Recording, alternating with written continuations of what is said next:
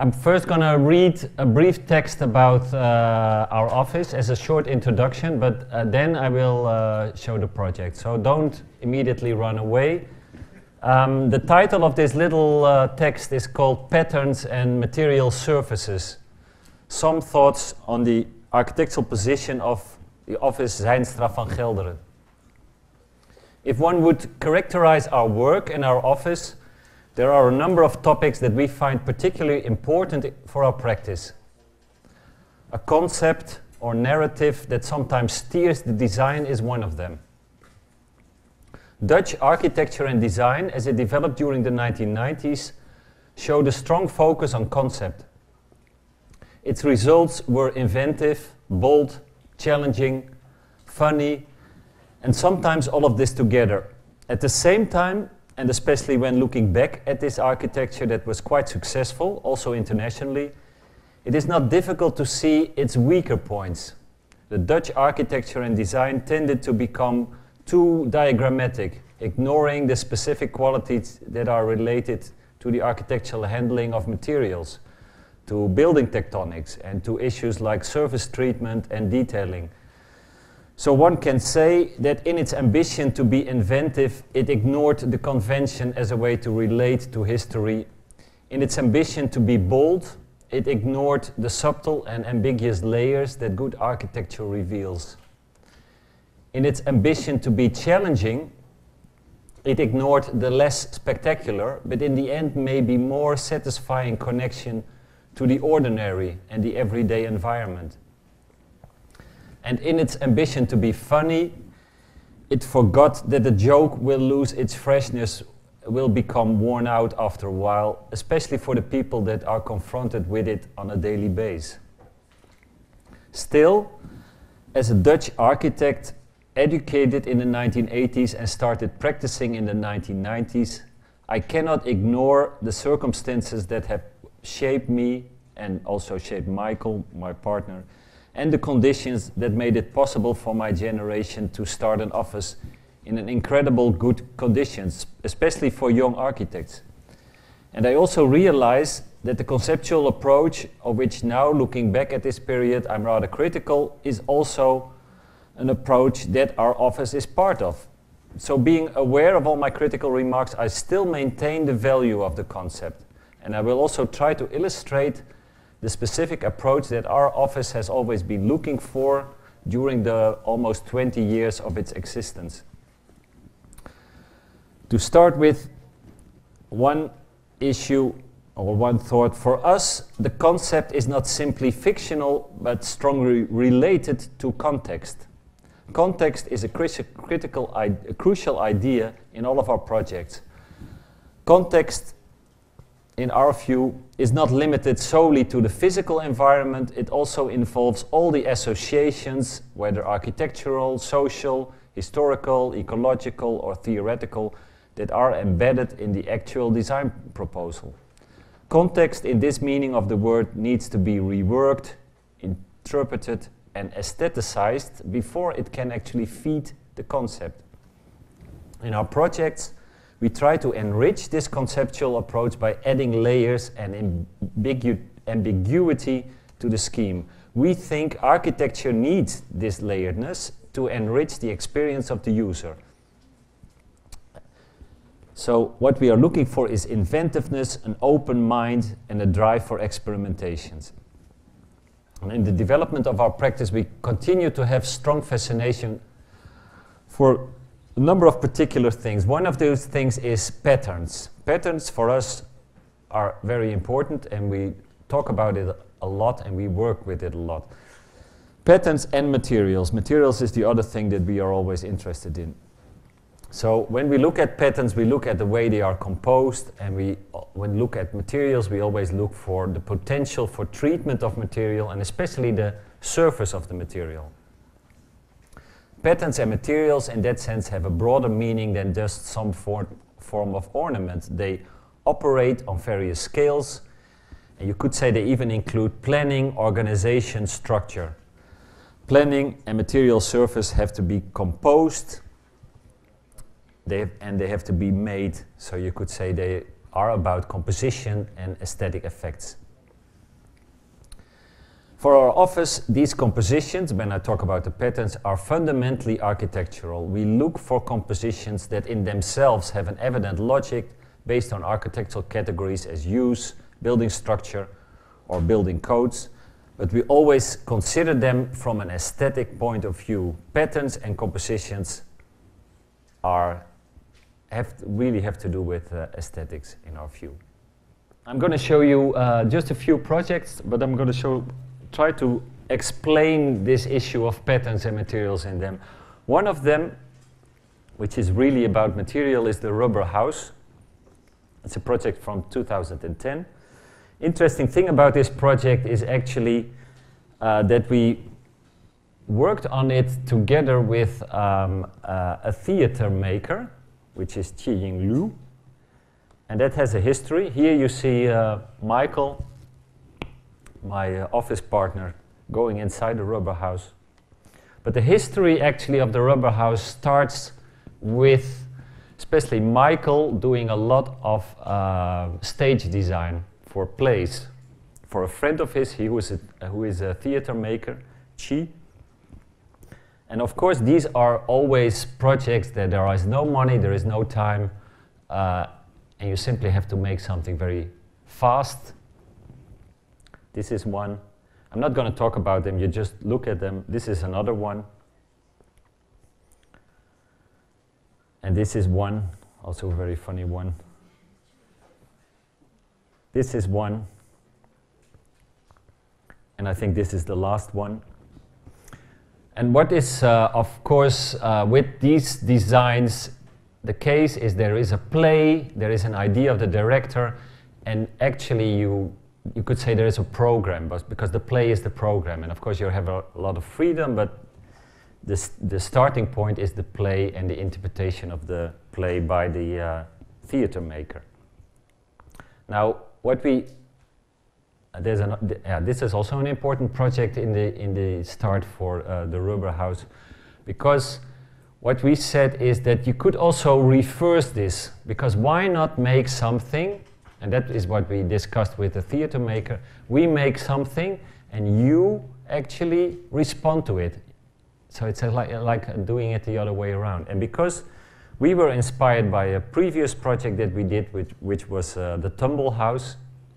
I'm not going to talk very long about it, but that was a house you could place in different positions, and every position had a door. And we noticed actually that such a strange kind of experimental object triggered all kind of views. So you could say that it triggers a kind of play in very different ways of the word play. The Tumble House also for us was an experiment in material. You could say there was a very funny project. We got a lot of publicity and it was exposed in a lot of shows all over, even to the United States that it was transported. But we also knew that we actually failed with this project because our client, who was a corporation, said, you have to build it in wood. They gave us a lot of freedom and we could do an experimental thing, but we had to build it in wood. And it turned out to be a rather heavy object, so you needed really strong guys to tumble it on all these different sides. So when we were building this, and of course we had a lot of fun, and also with developing the interior, which had these different doors, one door becoming a bed and all that stuff, we said we could do this again, but then in a different, lighter material. So we were kind of fascinated already when with the end of this project, and then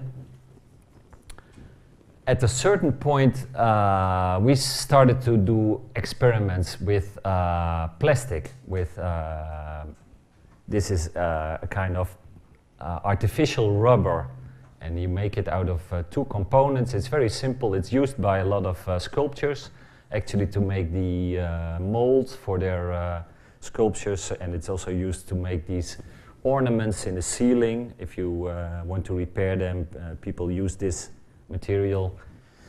And we thought that's an interesting material, And this is one of the experiments where we said, okay, if we have a tumbled thing which could tumble, what would it look like? And we didn't know exactly.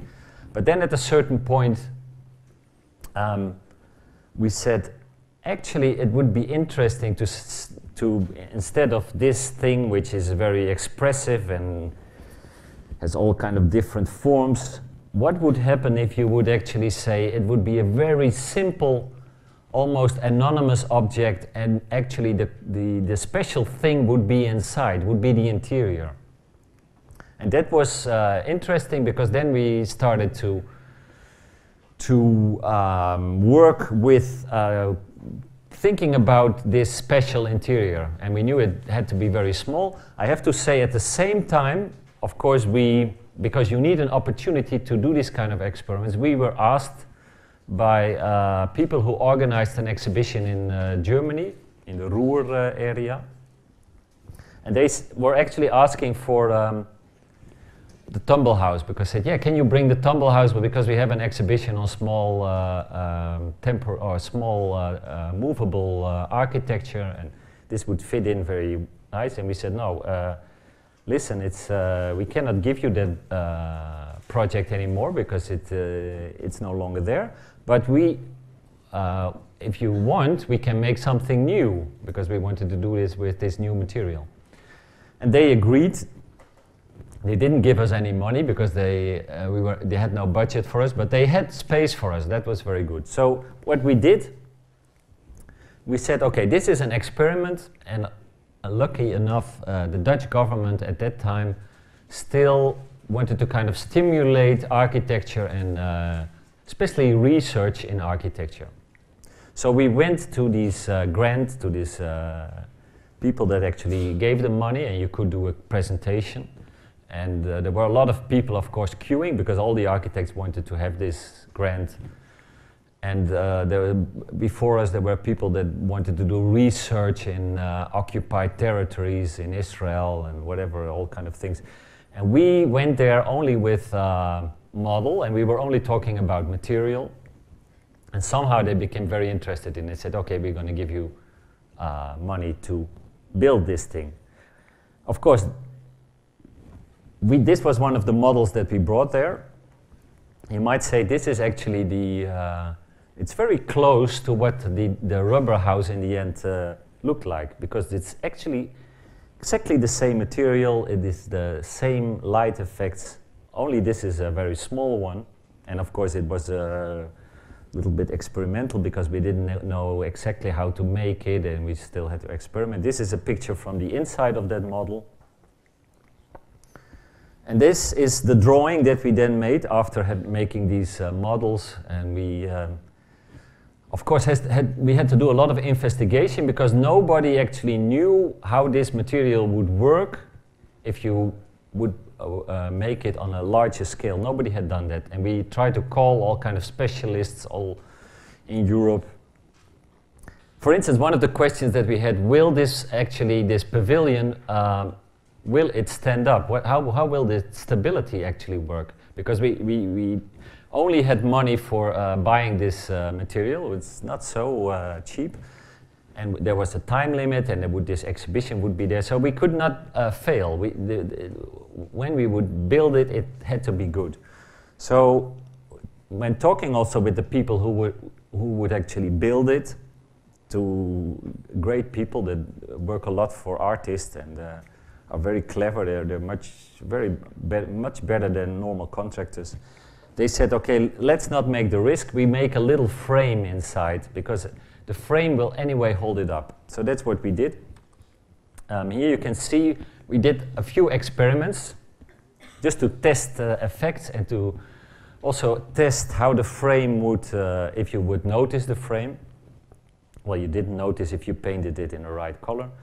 The other tests we did were actually on surface. That was also, we are very aware that there was a very practical issue with this thing. We knew that we had to make this interior out of polystyrene, very cheap polystyrene, and it was very easy to handle, so that would be the interior element. And then we knew how would it actually react to this artificial rubber, and how would it, wouldn't you get a dirty surface? So what we did was, we did a number of experiments where we used different oils, and in the end we discovered that actually, well, here you can see the interior. This was the polystyrene interior of the rubber house.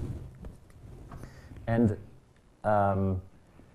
here you see the people actually working on it. It's like a sculptural object. Very funny. You build an interior as a massive thing. And then for us, the most beautiful way to treat the surface was actually to have this very cheap plastic tape and to cover the whole this whole object with this plastic tape, because we knew from the experiments that then you would get a kind of three-dimensional print on the surface of this interior that also suggested some sort of organic thing, because this tape was not regular, you had little differences in it, and we found that very beautiful. So we used the tape and then sprayed a little oil on it, and then the pouring started.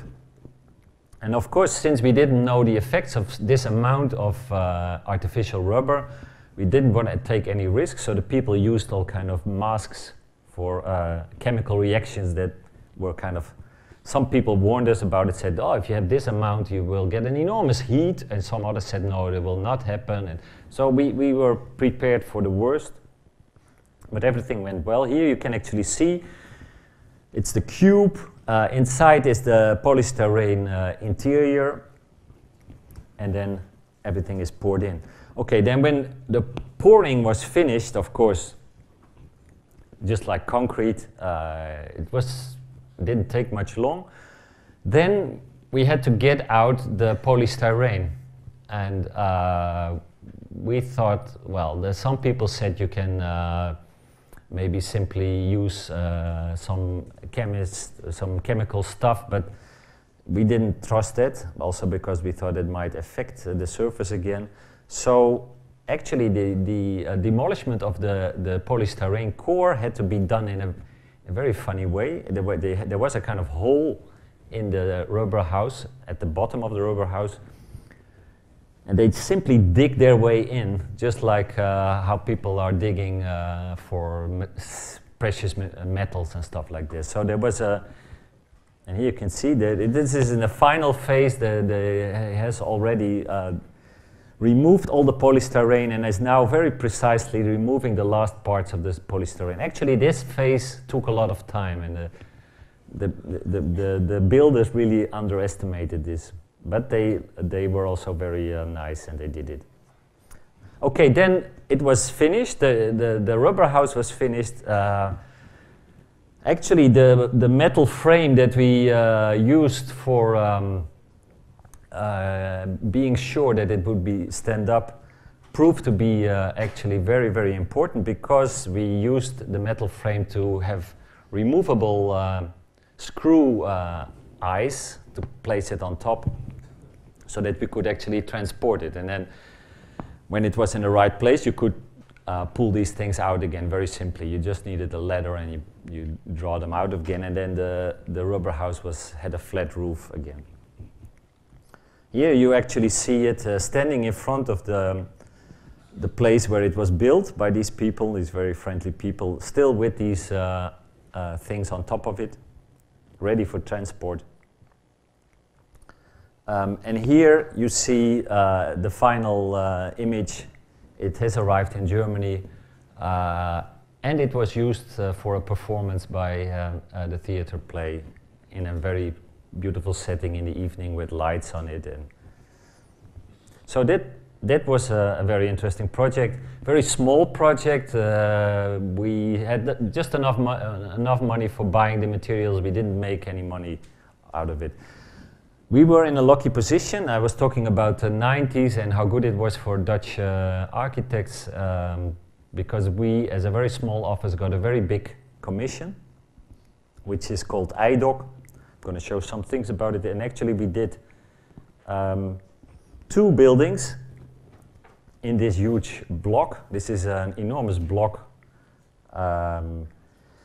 with a parking underneath it, standing in the water in the in this very central in Amsterdam. An artificial block, and there were 4 architects working on it. So our office were doing. I don't know if this. Yeah, this is working. Our office were doing this building and this building, and then other offices were doing other. One office did the parking and the public space, and then there was an office that did the Palace of Justice, which is in the head of it.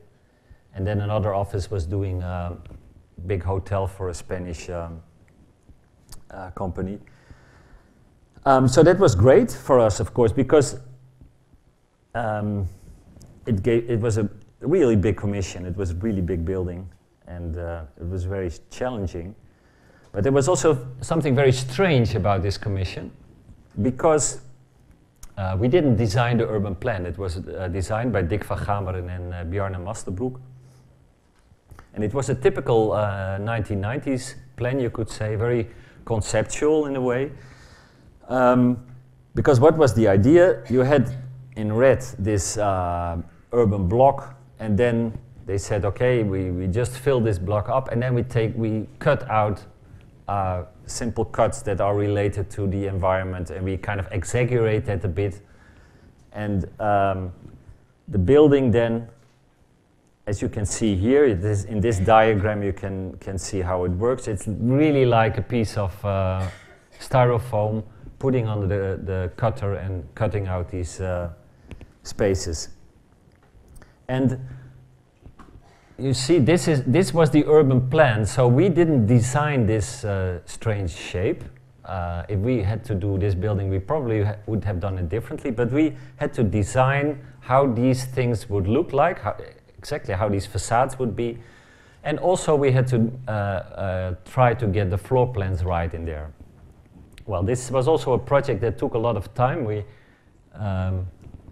had discussions with Enrico about architecture being some sort of time machine, and he said that it happens a lot in Milan, but also in the Netherlands. This project took a lot of time. We started in 1999. I think the urban plan was already a few years old then, and we finished it actually last year. So you can imagine, took a lot of time.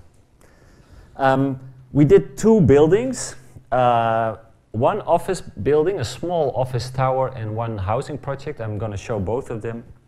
And of course, again here we said, okay, we are not responsible for the main form, but if you work on a project so long, you start to adopt the form.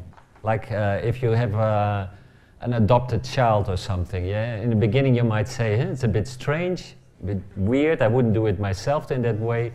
But when you work on it, when you work long enough, you start to, it becomes your project, and it becomes, yeah, you're feeling very responsible for it. So we said there was also all kind of urban regulations, for instance, saying that the facade on the water had to be different from the facade on the inside, which is also again something that we didn't think of, but we said, okay, if this is the case, if we have this form, if we have these regulations about the facade, we'll make the best of it. And actually it was very interesting to work with so much restrictions. You could even say it was not so different from doing working with an existing building. Although in this case it was not a physical existing building, it was actually more a virtual existing building that you adopted. So here you can see the triangular plot of the office tower with an interesting program, because on the lower floor you can see there's a cut in the building. There was the water police, which also had their own little harbor.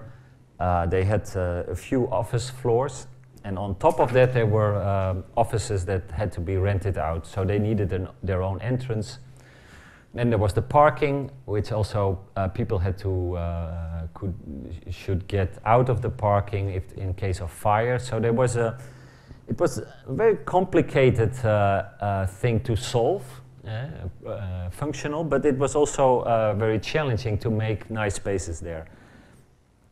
Here you can actually see, if you stand on this area that was cut out of the block, so that you're looking to the harbor and you see the boat of the police arriving. Here are the drawings, facade drawings and the floor plans, or some of the floor plans. And you can see that in this triangular shape on the ground floor, we made it a bit more complicated for ourselves by creating this outside space, which actually reduces the footprint even more. And then on the top, you see that that cut that was taken out of the block actually also reduces the size, and in the end it becomes a relatively very small little tower. Well, one of the things was that it was offices, and offices actually are really dominated, and just go back to the floor plans, they are dominated by systems. The systems, how to place a wall, and it has to be very flexible. And our client wanted a system that actually had a rhythm of 240, 240, 120, 120, because that was more efficient for installations. Well, I'm not going into that. It would be also an interesting lecture. But actually what happened was that we ended up with a 1.20 m grid in the facade. And then we said, okay, if that's the case, and we knew that there was also kind of restrictions about energy use. They said, we don't have so much money for your facade because we spend all the money on the Palace of Justice. So it has to be a cheap facade. But then in the case of for energy regulations, you can only make 30% of that facade open. So, okay, we said, if that's the case, then it will be a facade with windows. And we experimented to say, okay, if there are windows, we know that we have 1.20 m, but how can you make a building that still is lively, that is not becoming so typical office-like or so enormous, rigid? So we started to experiment, as I described, with patterns in different ways. This is an early experiment where we actually folded out the facades. This is a later experiment, and this is actually how the facades developed. And it's very difficult to understand. If you see the building, you think it's a completely random facade, but that's not really true, because there are certain areas in that facade where we actually say, okay, we're going to make it more dense here and less dense at another spot. We're also going to introduce kind of symmetrical elements in themselves, that you could say these form one unity. Yellow ones are forming another unity, and you could say they become the symmetrical organizing elements, and we combine it with another system that runs through it. So in the end, you can no longer read that anymore. So that was for us, a very interesting way of working. And this is a picture of how the facade, the composition of the facade in the end looks like, also with the different materials, because here we said, okay, we have the window will just be one of the panels in the facade. So you have the window, you have a panel which has is a very simple and relatively cheap panel made of kind of artificial concrete, very thin. But on the top we make it rough. We put on that top we put little glass. How do you say it? Glass rests of glass, which are then put in a machine, but they are still a bit rough. You can no longer. And they are put on it, so you get a very rough panel. That's the light gray panel. And the other one was actually the same panel, but then with a little bit dark cement in it. And that one was polished after putting in these glass elements. So you had a very shiny dark panel, and you had a very rough light panel, and then you had the windows. And with these three elements, we created a facade, because we wanted also to have a facade that was not, also was one unity, that you couldn't really say, count the floors and do like this. So that's the idea about the facade. Here you can see how the two facades work together. On the other side, the building, we choose brick. Brick is, of course, in the Netherlands, also a very rather simple and not so expensive material. But we wanted to have a special brick because we already in the area there were a lot of these 1990 buildings which were very heavy and very dark red or even black. And we said, no, we don't want it. We want something more light. So we found a company in Germany, and they had a brick in their collection, and we chose it in the beginning already of the. At an early stage we chose that brick, and then it took a lot of time before the actual building started, and then they found out that actually the company no longer had this brick because nobody wanted it. But we said, yeah, but we chose your brick, you better have it. So we were in a good position because it was an economic crisis, and this company really wanted to sell a lot of these bricks. So they made, especially for us, the brick. And the brick is very special. It is has a light bluish version and a light green version. I will show you the light green version in the housing block. And then it has a layer which is called, I don't know exactly the English word, but there's a layer with a little bit mother of pearl in it, which gives it a kind of metallic appearance. And then you put it in the oven, and when it comes out, it's not really glazed, because that was too expensive. A glazed brick is expensive, but it was something which gave it some kind of shiny effect, and we really liked it. And here you can see what we did in the brick facade. We actually used for the windows the same idea as on the other facade, but here we said, no, we will make the recessed windows inspired a little bit by the Leverens building in Stockholm. I think Hector will know the building. And then, of course, the interior of the building. This is the entrance to the rental offices, and we had very low space actually for the reception, but we could get a little more height at the beginning, so we made this rather dramatic staircase leading people up. Also very interesting, of course, was the interior of the police station that we wanted to do, because we really liked the police as a user, the water police as a user of this building.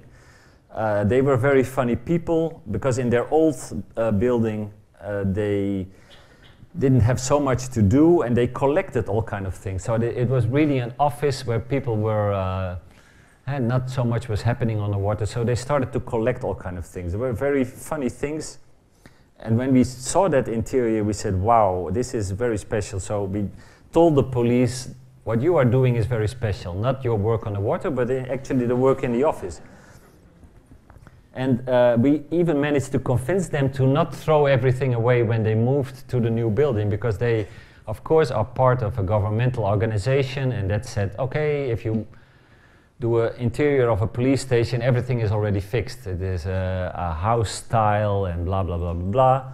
So we could manage them to convince to get some of this old stuff and to put it in the new building. The new building is, of course, very new, but we also managed to find an artist who could do a project for so many %, and he also introduced, even exaggerated this idea of their interior to make a new logo for them, which of course they not really officially have, but very interesting, of course, of this space is this combination of this working space in front of their office and then looking to the water. So you have a feeling of being inside, looking out, and then combining that with kind of interior elements like lamps, lights and all that stuff. And here you can see how we, for instance, this collection of, which you see over here, it's a very funny collection of one policeman that actually when they went to a ship to control the content of the ship, he took little samples in these glass bottles, and he put them in one big shell. That's the one you see over here. And we thought that's amazing. I mean, if an artist would do it, he would immediately get a prize for it. And this guy is only doing it as an amateur. He's not even aware of the beauty of what he's doing. So we convinced them to keep that, and we installed that again in the interior by making in their house style, which also prescribed everything. It prescribed the interior walls and everything. So we said, okay, the only thing we need is an extra interior wall, also made of glass, and then we have the place for these little pots. You can see them here. Well, that's about the office building. Now I'm going to the other building. You can already see it announced in a very strange way. And this is not a photo montage. This is really the real building. It's very strange. You will see. That's the housing block. Again, okay, I will talk very fast. Again, this is a project that is, we didn't design the shape, but we worked with it. We worked with the content. You can see the strange shape with this very sharp point in here. What was this housing block? We said, okay, it's very simple. It will be people who will buy an apartment here. Why do they buy an apartment? They buy an apartment because they are situated at the water. This is a beautiful spot in Amsterdam. Everybody wants to live there. So for us it was very simple. Okay, we make these apartments, and also the client said, yes, people will make their own interiors. You don't have to worry about that. So we said, okay, in this strange shape, we managed to get 3 cores, bringing the people up to the top floor. At the very sharp point, for us that was essential. That's what we had a long fight, continuous fight with the client. We said, we want this sharp point to be inhabited. Because he said, no, we just put all the chimneys there. It's impossible that somebody can live there. We said, no, it has to be inhabited because it's very essential that the whole form is actually used for housing. And you can see, of course, it has the strange shape, but we managed to get actually quite simple, efficient apartments in there. And the basic idea of all these apartments, all quite different because of the different shape, but all they share one thing is that, okay, they have a beautiful open space near the water. And then on the other side, we say we make a much more closed side where you can imagine to have the bedroom. And there we want people to be more protected. But at the water, we actually want to have no facade at all. Because actually we say it's not simply the view to the water, it's also the experience of the water, to experience the wind, to hear the boats that pass by, and to smell the water. So we managed to get an opening which is really, if you open the doors, a lot of people are actually scared to walk to the edge of the floor. And this is a kind of foldable aluminium facade that we managed to develop for that. And here you can see that facade. It's, you see all these doors and you see the opening. And you can also see the little fence, which is completely made of glass, and we convinced the contractor not to put this glass with a thing on it, but to leave it as it is and to fix it on the ground. And then we come to the patterns again, because these bends in the facade, we use them to again introduce a pattern and introduce a motif in it. And we made special drawings for that, because in a way that was becoming actually the motif of the building. This one is a 3-dimensional motif, which is very interesting, because if you then look at when it was produced and the molding, it almost looks like an urban plan, because it has a 3rd dimension in it. And this is how it looked in the end.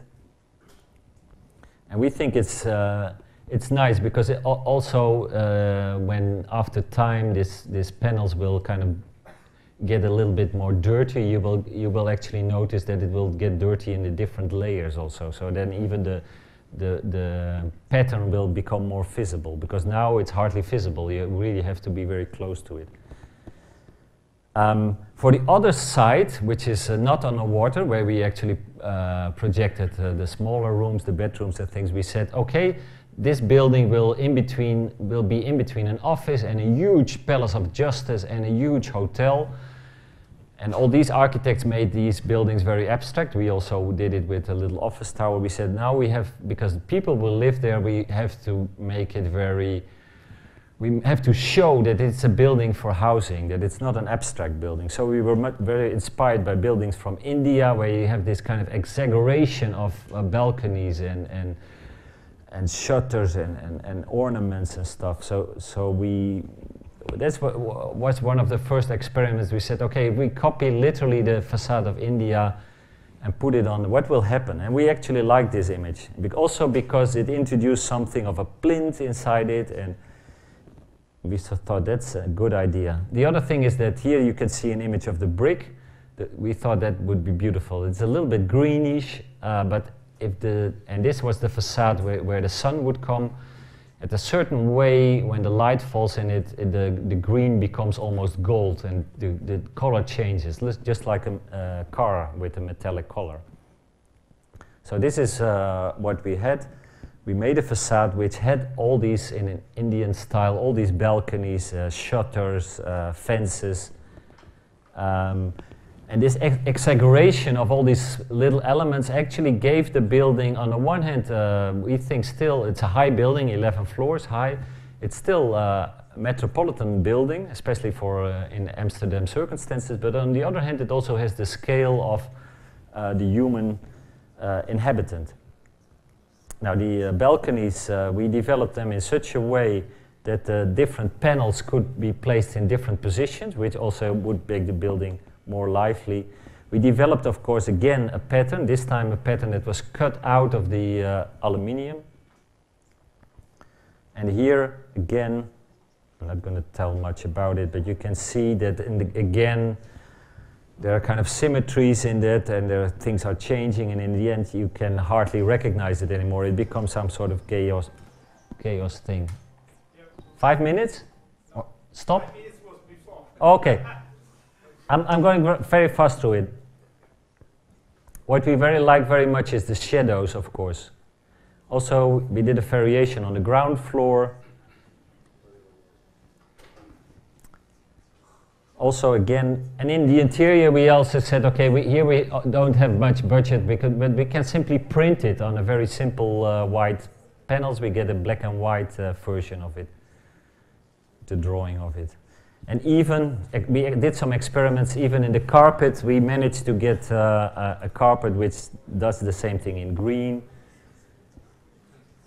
This is the little tower that's inhabited. It's an apartment of 9 floors, amazing.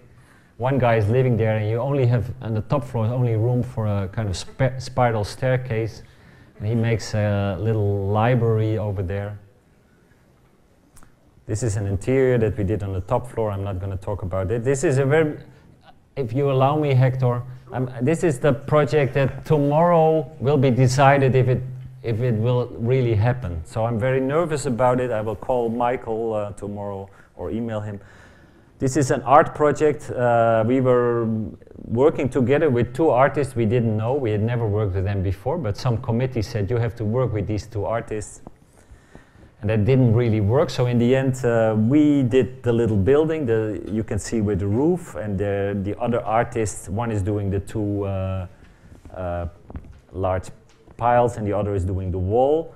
What was the assignment? They said, we want you as artists, architect, to give expression to the meeting in an area which is full of schools. And they called it, it's a very provincial little town in the Netherlands, they called it a campus. Very strange word, because actually it was no more than a street with a number of large schools and parking spaces around it. So we said, yeah, that's a bit weird. Why talking about this campus is this kind of managerial way of giving it a name and then assuming that everybody will love it. But we said, okay, we talked with a number of students, and there were interviews with students that were already there, and we found out that actually the students lived somewhere else, and they came with a bus to this place, and then they went to their school, and they didn't have much communication with each other. So we said, okay, what is the meeting place here? It's the bus stop. So we have to design a bus stop. So the wall is designed by one of the artists, which is one of the bus stops. We actually said we did a little house, which also gives some shelter for the rain if you're waiting for the bus. And in the house, maybe something interesting is happening. We had to find out. As I was telling you, Hector, this morning, we were very much inspired by two buildings that you can find in the Woodland Cemetery in Stockholm. This one is the Asplund Chapel. And of course, you can imagine it to be a place to wait for the bus very easily. The other one is also a very famous building by an architect called Leverens, and Hector knows a lot about it, and also Gennaro knows a lot about it. But when we visited Woodland Cemetery, of course this chapel was closed, and there was nobody that actually could open the door, and most people that go there, you will find you cannot go in, the door is closed. But there is a big keyhole in the door, and you can look through the keyhole. If you look through the keyhole, this is what you see. Isn't that amazing? This is the interior of the Leverens chapel. So we said that would be interesting to have a bus stop where you can actually wait for the bus, but also that there's a little building behind you where you could, maybe you discover something in there. Maybe it doesn't have to show immediately. So we made a door with a keyhole.